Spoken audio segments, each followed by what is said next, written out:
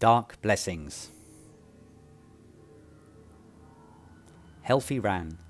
The humiliation burned hotter than any she had felt from the noble houses of Waterdeep.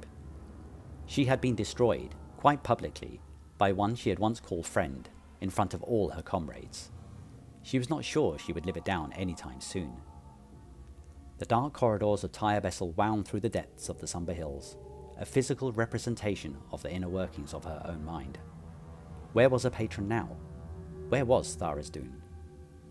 Has he abandoned me? She thought to herself, as she stole into an ancient dwarven guardhouse to rest. Why has he thought it best I be humiliated? Silence. No answer came back from the darkness of her mind or the gloom of the archaic domain she now inhabited.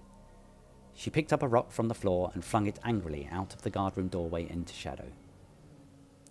Helfi was acutely aware that she didn't hear the rock land, and more than a little startled when it bounced back into the guardroom to land at her feet.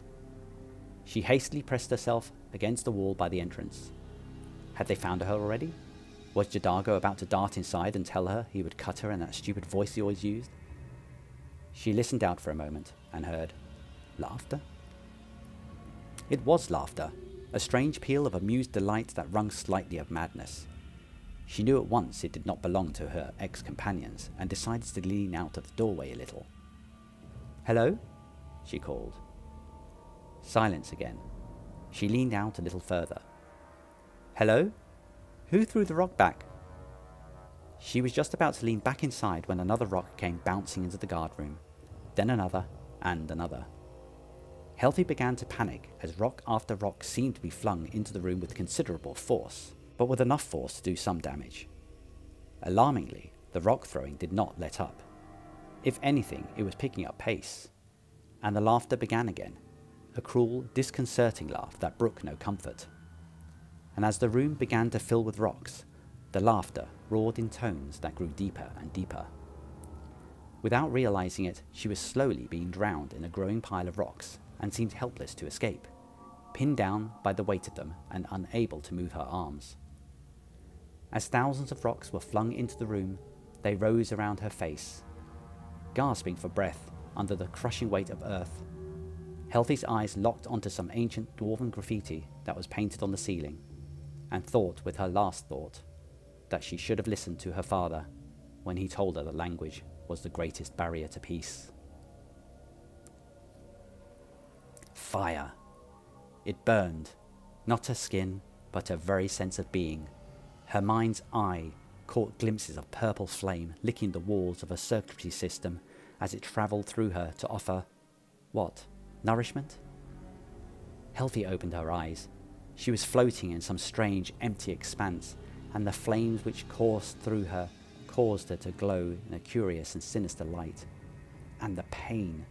As the fire raged in her and sought out every corner of her being, she screamed a silent scream, ignorant of the fact that there was no sound here at all, just oblivion. And Tharizdun. "My angel," he said in her mind, his voice deep and sonorous, but still full of menace. "My king," she replied, gesticulating as if to kneel. "You are come to the end of your choices, and have chosen well," Tharizdun offered, and if Helfi had a heart, she thought it would burst. "But your companions have chosen against me, and the pendulum swung too far in their favour." Silence for a few seconds. Or was it an eternity? "I have been granted a boon." Helfi was immediately overwhelmed with curiosity as to who or what may grant a god a favour, but that was pushed out of her mind by the weight of Tharizdun's presence. "My return is still in the balance. Your part has not changed. My fires have purified you. You shall now be washed clean." "But my lord," Helfi began. "Begone!" The sea.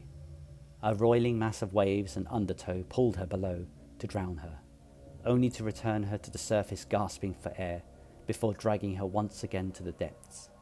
As her strength ebbed away, she could not help but gasp in great gulps of salty water, extinguishing the flames that still burned inside, purifying her of whatever humiliating thoughts lingered in her consciousness. She was Helfi, Lady of Tharizdun, and she would stand to his right when he took up the throne of the world and commanded his armies, wielding the four elements and bringing chaos to those who chose not to follow. As the last of the flames was quenched, her vision faded once more, and the sea grew silent. Helfi gasped. The rocks had been pulled or pushed away. She gulped in the air of the guardhouse as she climbed out of what had been her strange grave.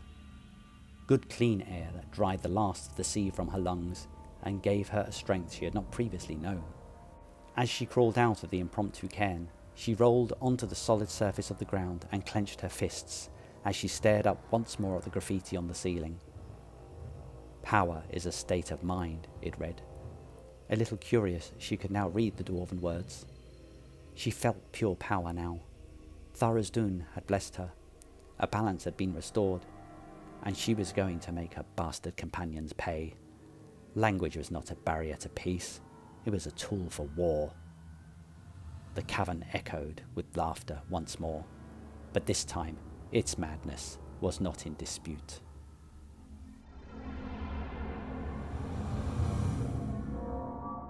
Thank you for listening to the progress of my Dungeons & Dragons group as they make their way through the Princes of the Apocalypse campaign setting.